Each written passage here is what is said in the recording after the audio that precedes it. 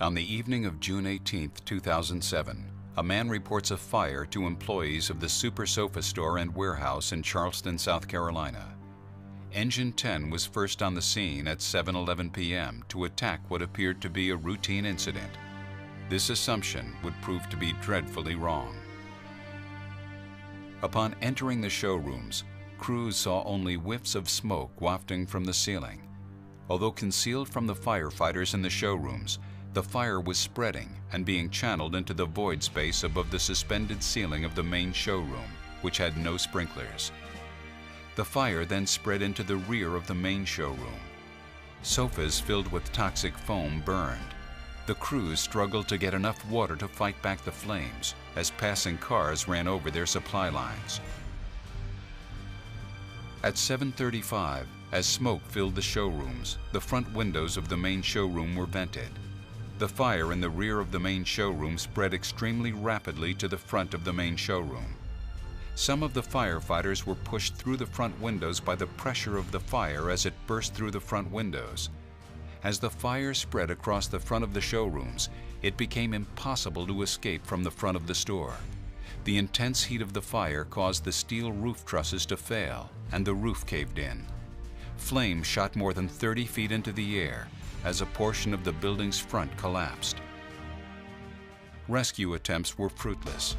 By 4 a.m., the bodies of 9 firefighters had been recovered from the smoldering ruins. In just 30 minutes, 9 firefighters were killed, the greatest loss of firefighter lives since 9/11.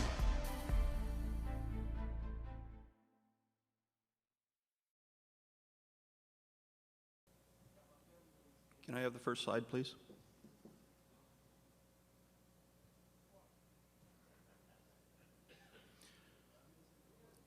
Okay, this is a photograph of the Sofa Superstore before the fire. You can see it included a combination of retail space as well as a high bay warehouse.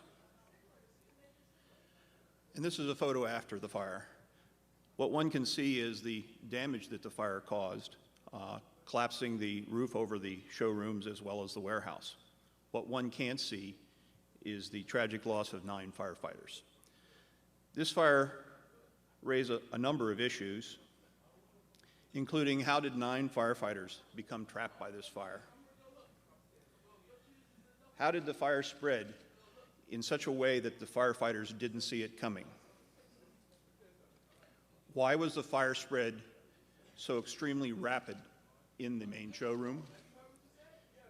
And again, the important question is, how did 9 firefighters become trapped by this fire, and how do we prevent it from happening again? NIST used a technical study team to use a state-of-the-art computer fire model to reconstruct the fire dynamics of the Sofa Superstore fire. This model provides a great deal of insight as to how the fire moved and within the store itself. Next slide, please.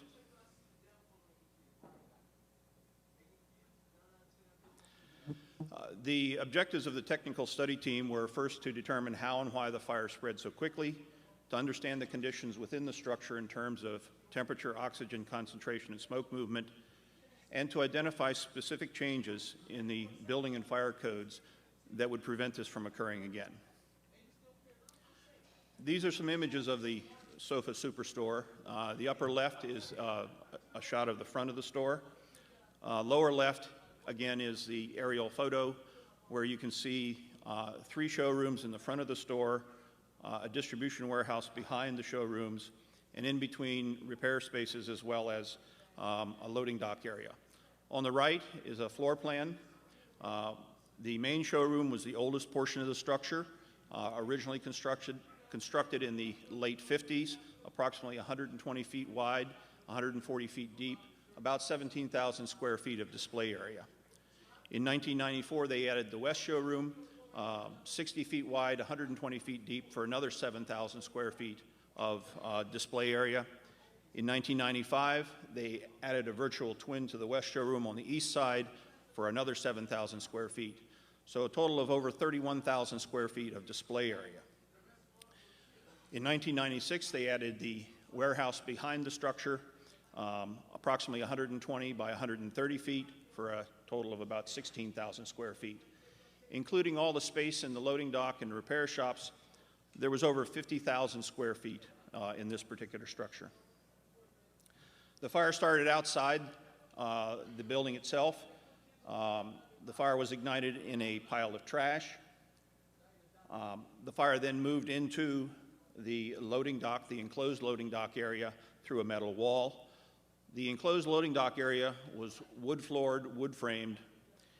It was used to stage furniture for the next several days of deliveries, so it had a fairly large fuel load.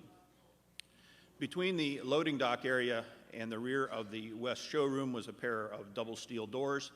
These were the doors that the assistant chief unlatched and then were pulled out of his hand by the fire.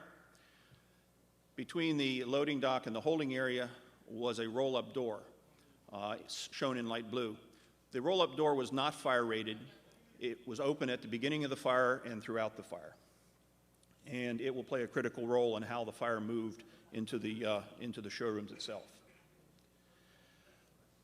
Briefly going over the overall timeline, the fire was reported at about 6:56 by a passerby on Savannah Highway, the street in front of the store.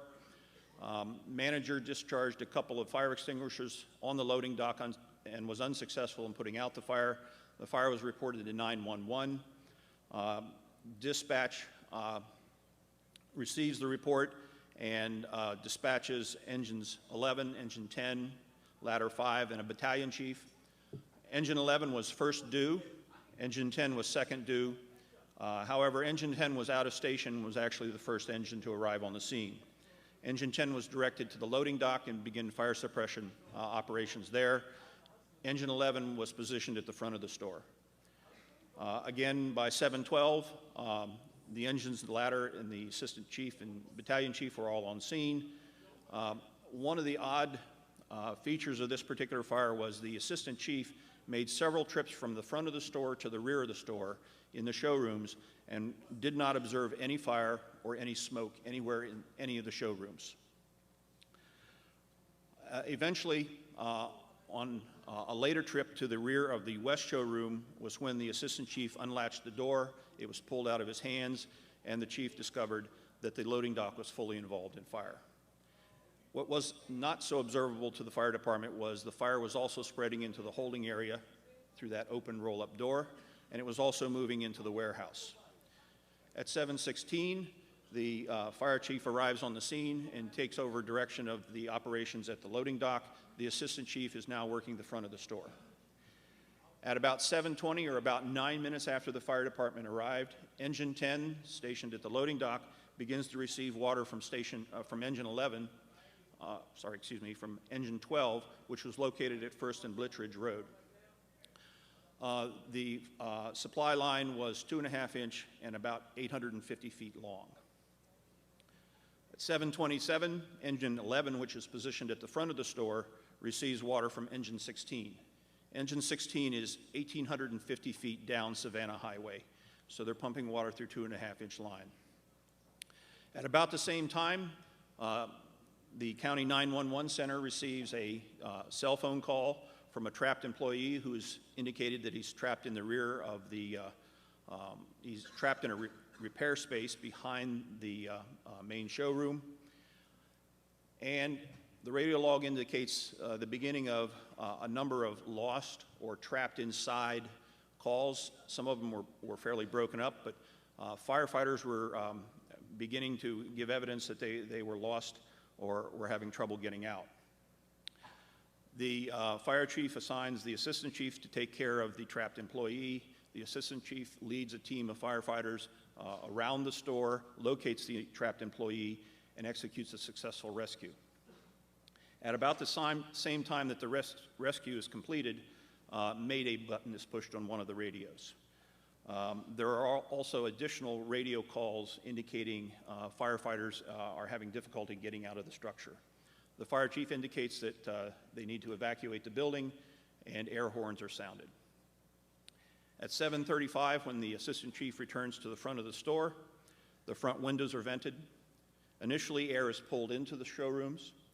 Then brown smoke comes out of the broken windows. About a minute later, the brown smoke turns to heavy black smoke, and about a minute after that, at 7:37, fire rolls out the front windows. At 7:51, a portion of the roof above the west side of the main showroom collapses, and at 10 o'clock, the fire is under control. In order to understand how the fire spread through this structure, why the chief could walk several times to the rear of the store and not see any fire or any flame, why the fire moved so rapidly towards the front of the store, we conducted a series of computer simulations. We collect data on the scene through interviews and other sources. We put that into the model. Each computer simulation run takes about 4 days to run. This particular study required in excess of 250 runs. After each run, the simulation results are compared to the photographs and observations, the interviews, and if it doesn't match, then we go back and work on it again. Eventually, we achieve a fairly consistent simulation, the most consistent simulation that agrees with the observations of the fire and other activities is deemed to be the most probable fire sequence. Once we've established this baseline or most probable fire sequence, then we can begin to play what if. What if there had been sprinklers? What if the front windows had been left intact? What if there had been ventilation holes cut on the roof, for instance? Each particular simulation produces temperatures, oxygen concentrations, and smoke and flame within the structure, and I will be showing you some of those shortly. This is what the Sofa Superstore looks like inside the computer fire model.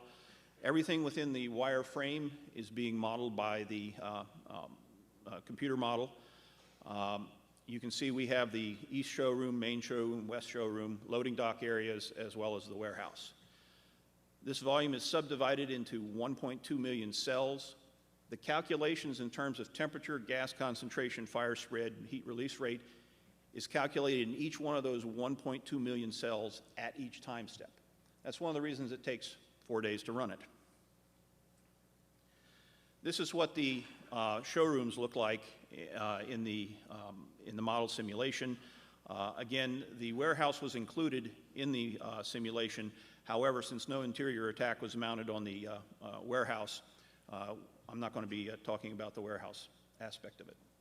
So again, you can see how we've arranged the furniture. This is the loading dock area. This is the holding area.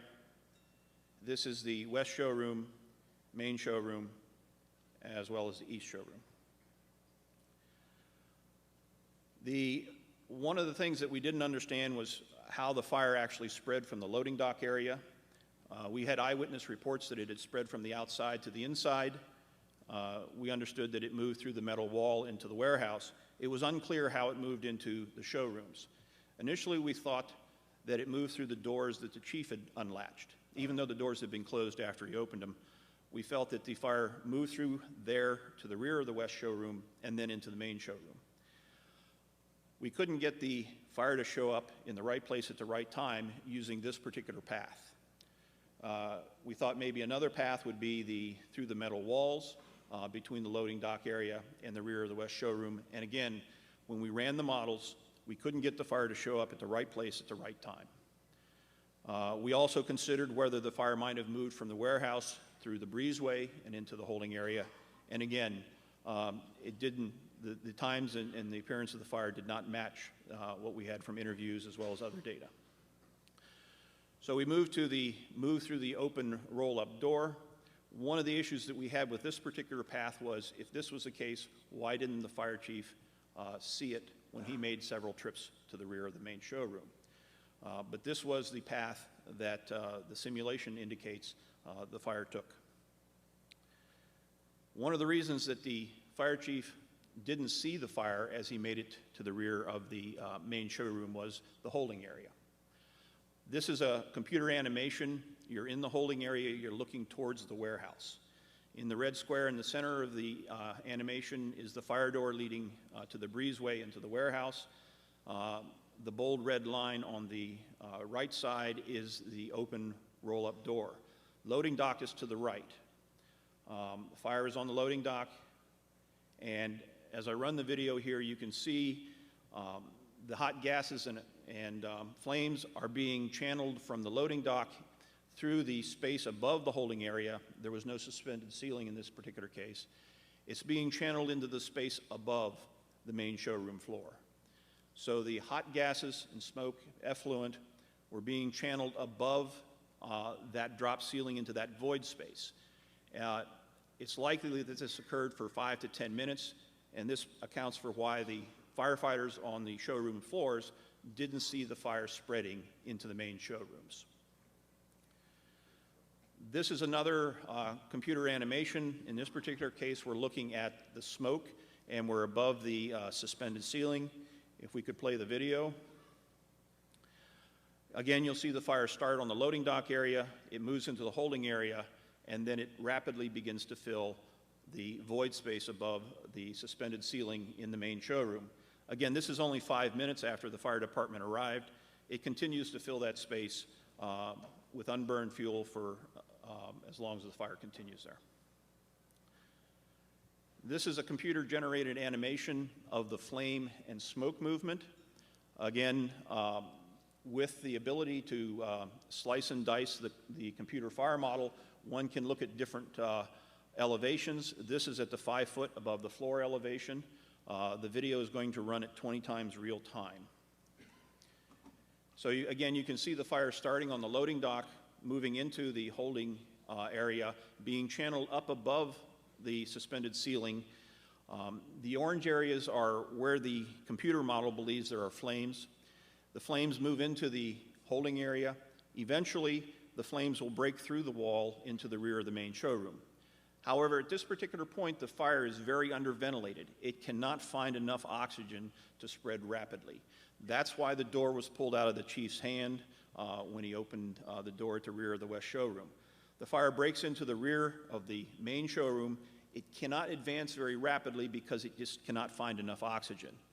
It does slowly begin to move towards the front, but it pauses. It almost goes out, according to the model, and then they break the windows. And as that additional oxygen flows into the main showroom, the fire is drawn to the front of the store. The fire moves across towards the east showroom, then into the west showroom, effectively sealing the front of the store, taking away any escape routes on the front of the store. The fire then moves towards the back of the main showroom. This is another computer-generated animation. This one is of temperature, okay? In this particular case, it's also at 5 feet above the floor. It runs at 20 times real time. Blue is about 70 degrees Fahrenheit, ambient conditions. The red is in excess of 1,500 degrees Fahrenheit. So blue is good, red is bad. So again, you can see the fire start in the loading dock area. Rapidly, temperatures in portions of the loading dock exceed 1,500 degrees. There's a lot of fuel on that loading dock area. The fire then moves into the holding area, which is light blue right now. Again, the air is being, the combustion flames and stuff is being channeled up into the space above the main showroom. We're looking at a 5 foot slice, so we don't see that at this particular point. The fire begins to break through into the rear of the main showroom. Again, ventilation limited, cannot move very quickly at this particular point, begins to slowly move towards the front of the store. And this is indicated by the movement of the red area. It begins to move down the west side. Again, temperatures actually decrease, they break the windows, and suddenly the fire is re-energized, moves to the front of the store, moves across to the east of the main showroom, and then into the west side of the west showroom. The reason it didn't move into the east showroom was because the fire doors actually closed between the main and the east showroom. So again, that's how the fire moved from the rear to the front of the store. Another way to look at it is the oxygen concentration. This is an oxygen slice file, 5 feet above the floor. In this particular case, the blue is 21% or ambient oxygen, and the red is set at 12%. 12% because for prolonged periods at 12% oxygen, a person can't escape unassisted. And as the video starts here, you can see the oxygen concentration is rapidly drawn down on the loading dock. Again, the fire cannot find enough air to support complete combustion. It's looking for air anywhere it can find it. It's pulling air from the rear of the west showroom. The fire moves into the holding area there. It depletes the oxygen there as well. It begins pulling air from the rear of the main showroom. As the fire moves into the rear of the main showroom, it is now pulling the oxygen out of the entire showroom. As you can see, the color is changing to green. It will change to yellow and then to red. Again, the fire begins to move slowly towards the front. It basically consumes most of the oxygen in the showrooms. Then the windows are broken, providing additional oxygen and allowing the fire to move more rapidly to the front of the store. Key findings in terms of initial conditions. There was a large amount of foam-filled furniture in the showrooms, approximately 480 gigajoules. For those of you who don't speak gigajoules, in 100 gallons of gasoline, there's about 12 gigajoules of energy. So you had the energy equivalent of 4,000 gallons of gasoline in the showroom. You had the energy equivalent of an additional 8,000 gallons of gasoline in the warehouse. A very large fuel supply. You also had large open areas. As I mentioned earlier, the main showroom, 17,000 square feet. The west and the east showrooms added another 7,000 square feet. The warehouse, 16,000 square feet. Again, there was no compartmentalization to speak of in the showrooms. Once the fire got started in the rear, it moved unimpeded to the front. There were also no automatic water sprinklers anywhere in the store. In terms of the fire spread into the showrooms, our key findings were the smoke and flames entered the holding area through that open roll-up door, the non-fire rated door. The fire spread was not visible from the main or west showroom floors during the early stages. Again, this is why when the chief walked from the front of the store to the rear of the store several times, when the firefighters began working inside the store, they didn't see any smoke or any fire.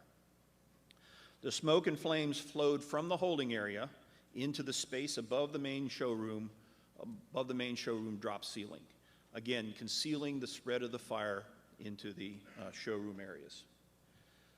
Eventually, the fire spread into the rear of the main showroom, but at this particular point, the fire spread is slowed by the lack of oxygen. It's ventilation limited. Eventually, a layer of smoke and unburned fuel collected underneath the ceiling in the main showroom and in the west showroom, and the smoke filled the showrooms from floor to ceiling, or ceiling to floor. The fire began to move slowly towards the front of the store.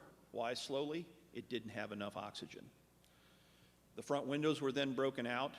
The additional oxygen flowed in through the broken windows, and the fire spread rapidly to the front of the showroom on the west side. The fire then spread across the front of the store, effectively sealing off any exits on the front of the store. In terms of tenability, the west side of the main showroom was the first area to become untenable in about 15 minutes. The last area was the west showroom.